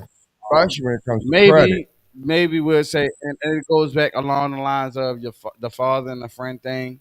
You know what I'm saying? Like I'm, t- I'm telling you this is the father. I'm telling you this is the friend. I'm telling you this is the father.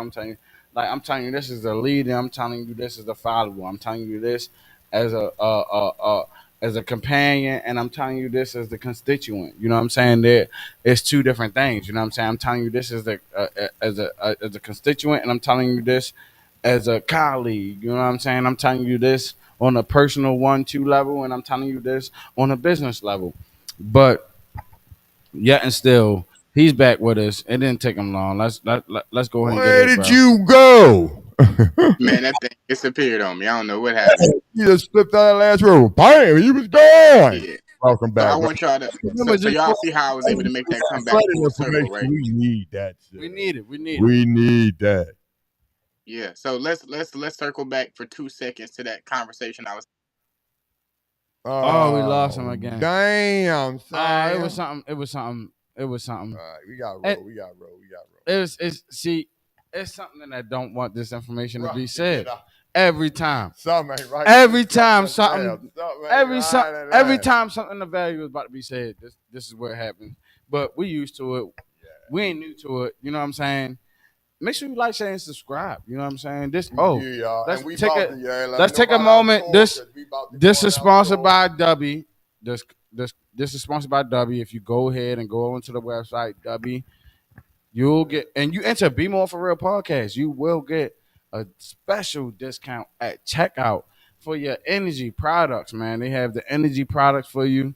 Go ahead and check it out, W, and enter our special code, BMore4Real. This is BMore4Real, brought to you by way of Real Explosion. Yo, y'all see that RE right there, right? That RE, Real Explosion. Y'all see that BMore4Real right there? We're going to be more for real about this explosion. How about that?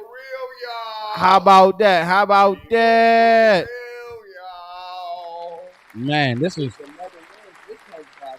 Where did he just pop up on?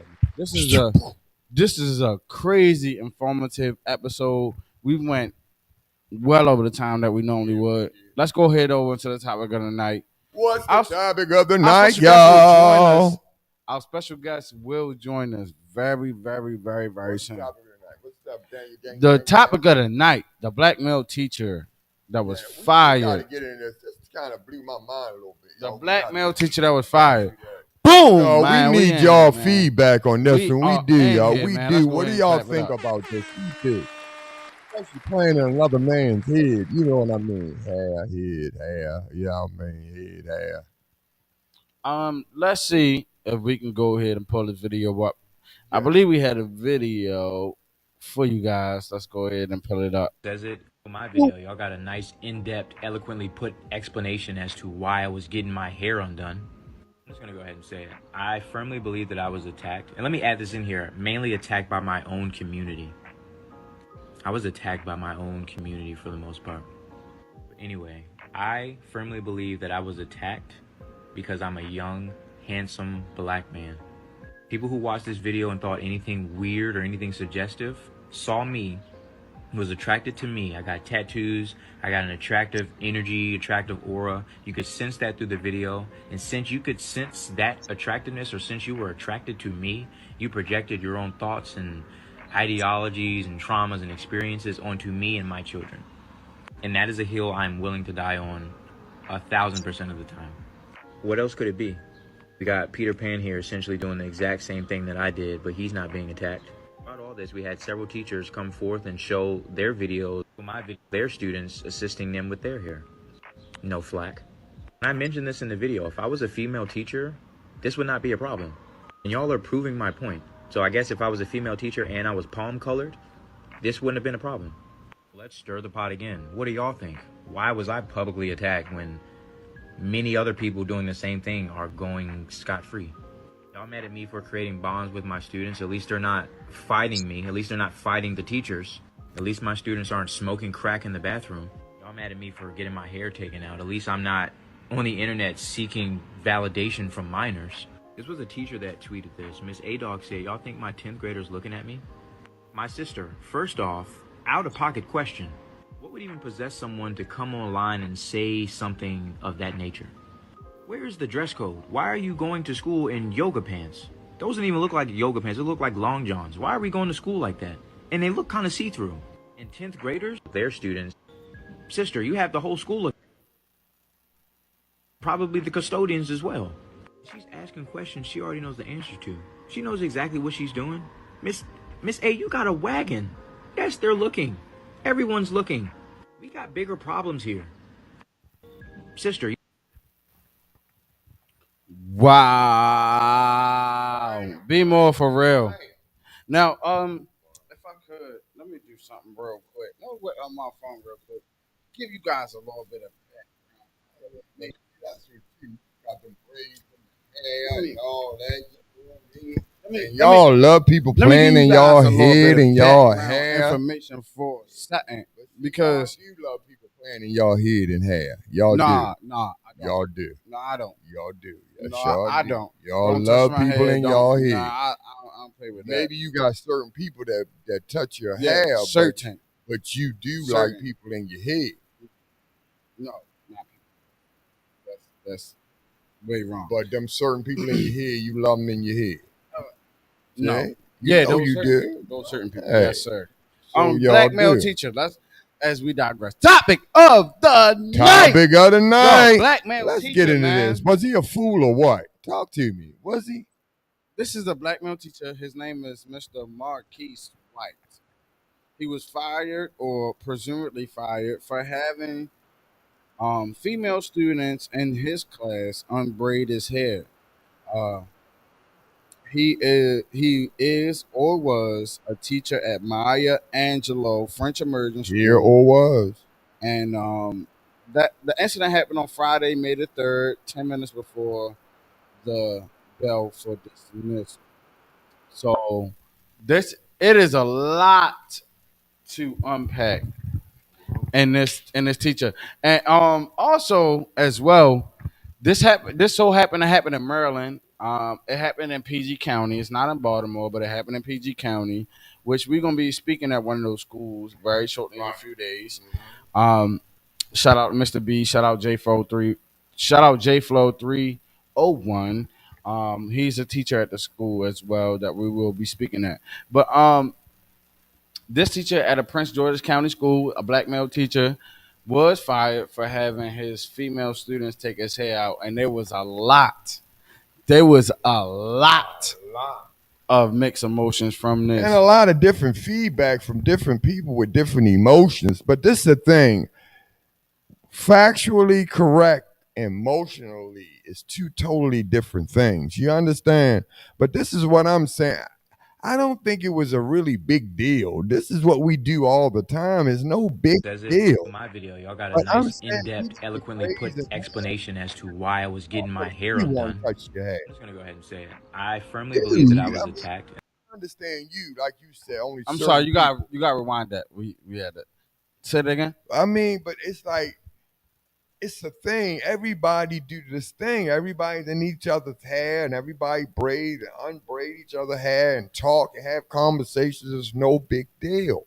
But certain people like you don't let everybody in their No, hair. I don't. You know what I mean? I do And not. certain people grew up where their parents said, "Don't you let anybody in your head." I do You not. understand? So it was a whole different scenario. I do not. And if I could ask you your opinion, and then we'll get to brother Vigilante. Yeah. What do you think? Was it appropriate or inappropriate I don't for think it that was to no happen? big deal, especially when they were that age. It's Okay. no big deal. Okay. Not at that age. Brother Vigilante, what do you say?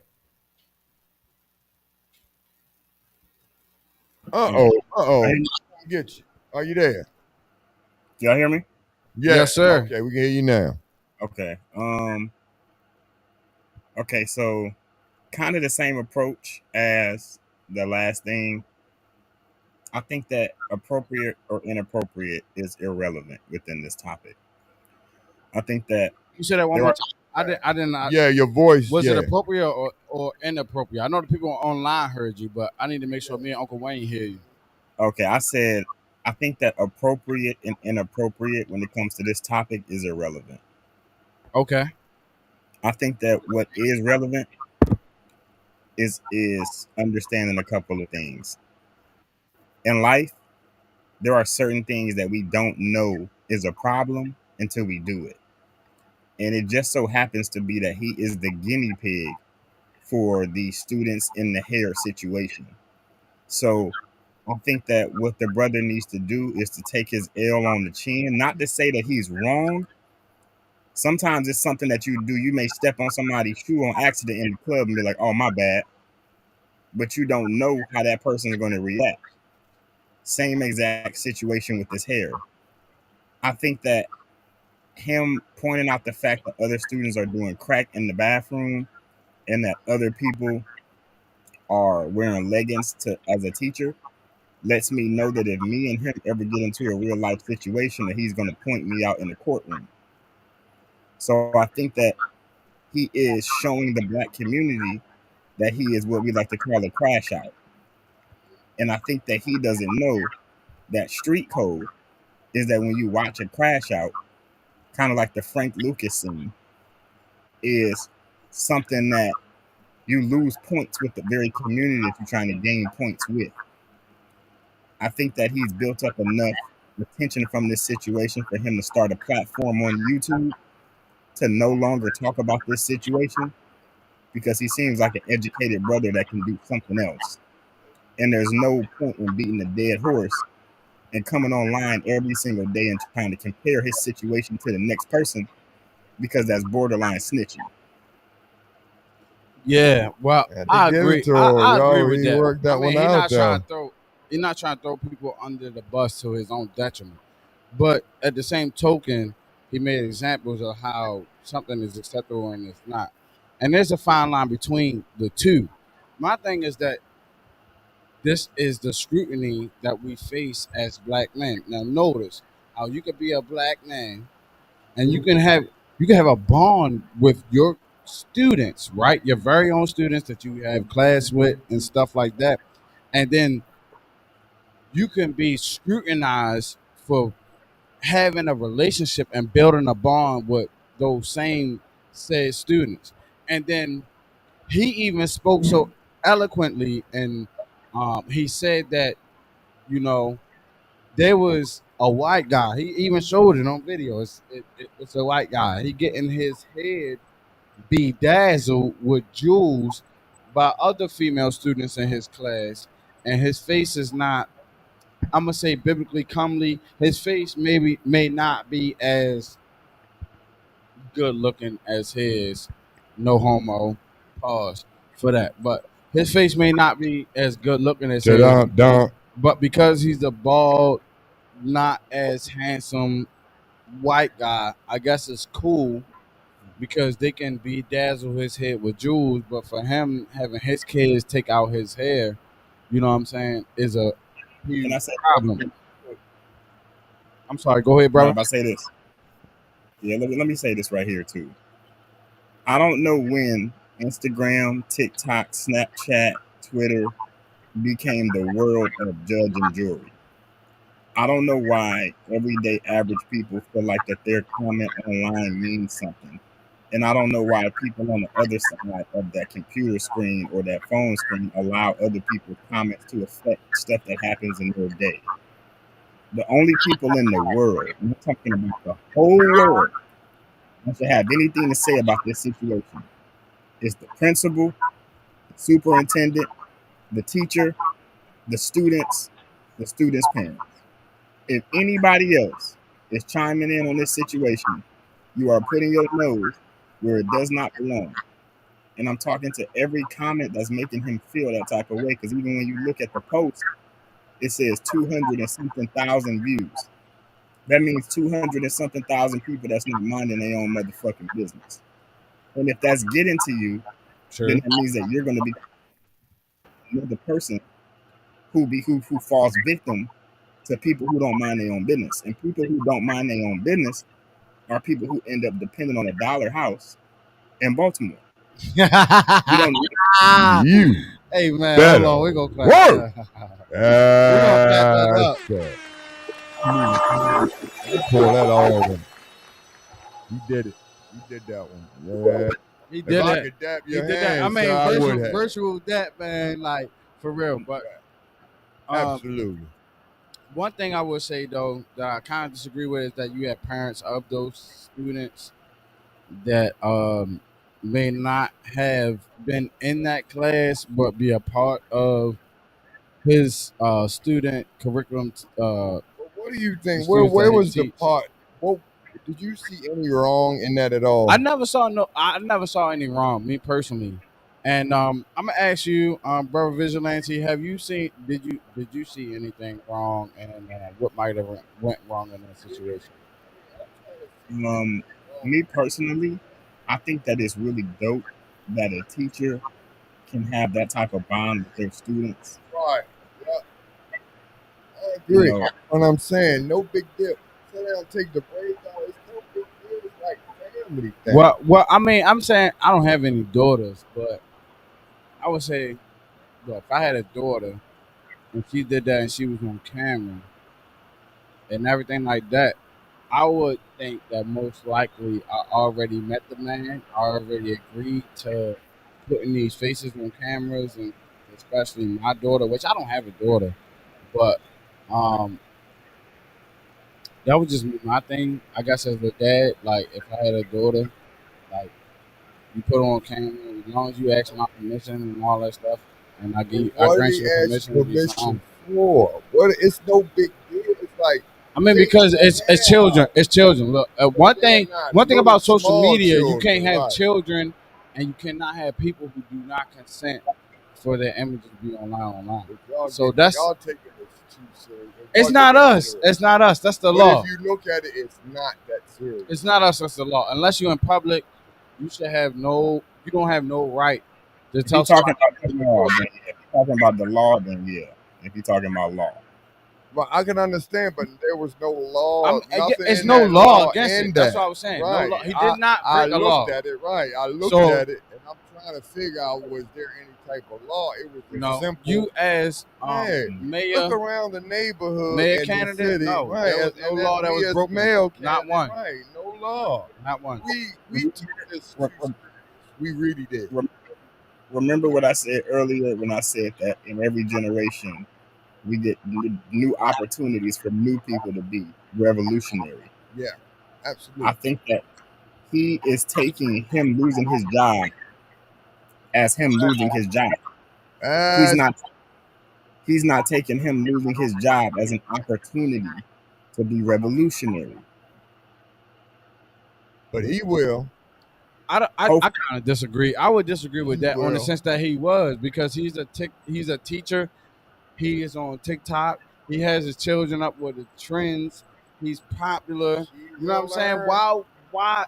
I mean, give me a reason why children would. If I was a child back in those days, and I knew my teacher was like famous, for lack of better words, but that's what they is.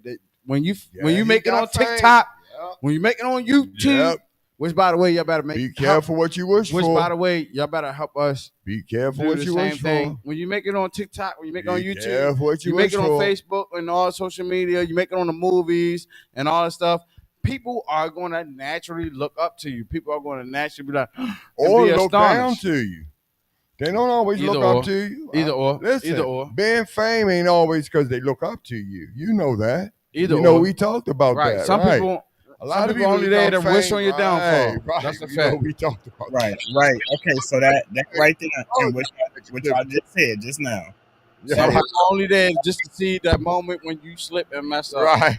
You go, and that's You and just that's the exact thing that I was talking about with the teacher right there. That's it. yeah. That's it. You go out. If He's looking at this situation as too much of a slip up and not enough of an opportunity to progress to better things. maybe you need to give him a call. You know what I mean? For You are real. very intelligent. Sometimes we need that call for the right one. We do. Sometimes we only thing we can live with a pat on the back, and sometimes we know that's just not always the case.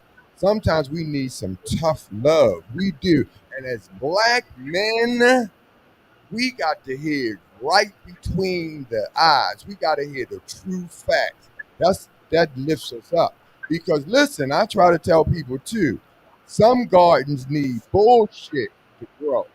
You don't need always sunshine and rainfall. Sometimes you need manure in order to get a crop to I grow. like that. I never heard that. Tell you. I like that. I never heard that. We're going to go ahead and clap it up. Hey, Okay, so look, we learn. running completely do. out of time. We went way over time. We Without what, Reverend Vigilante, go ahead and Talk let to them us. know. Yeah. Let them know what And it's been where a they can pleasure, find you at, too. where they can reach you at. Let them know what programs you have going on, what you want the people to follow and everything. These last few minutes is your hit us in the time. head a little bit because you quite fascinating, just like you said. These last few minutes is all Yes, all like yours. you said. No, I appreciate that. All right, so that's Vigilante. No, we appreciated you. For sure. Thank you. Vigilante LOM on everything. I just started my new YouTube monetizing company, to where you get your 4,000 watch hours and your 1,000 subscribers through my company. It's called Vigilante Viral. I'm gonna be launching it probably in about a week or so. Right now, I'm doing the soft launch, and I'm gonna be doing the hard launch later. Definitely, everybody tap in, get your financial literacy right. I have a bunch of fintech trade lines that you can get on in order for you to get your credit right. I have a bunch of places where you can go and get your own art to sit on your wall and appreciate inside of the house that you own, while the car that you own is in the driveway, while you creating currency and foreign exchange. I'm definitely heavy into genealogy right now, to where I'm encouraging everybody to do their DNA test to figure out where they hail from. We don't know where we're going. We don't know where we came from. Yes, sir. The politicians accountable worldwide to make sure that if you are going to be elected, that you will do the things that you say, where you will be impeached and new people will be put into those positions. So y'all tap in with me and Sir, we tapped in. We tapped in. Peace to the God. We tapped in.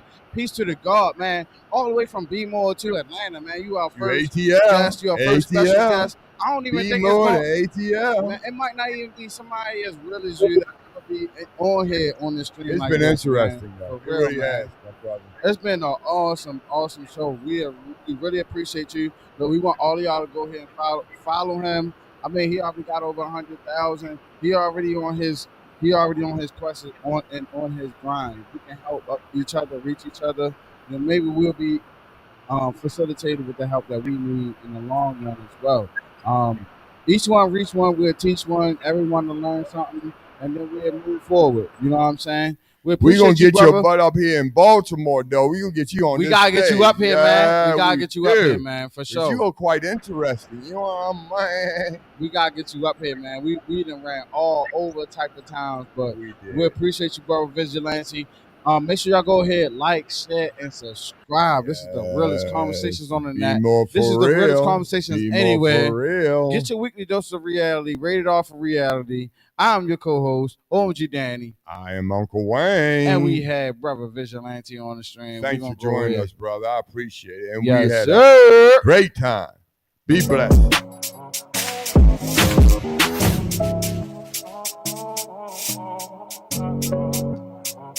Yeah.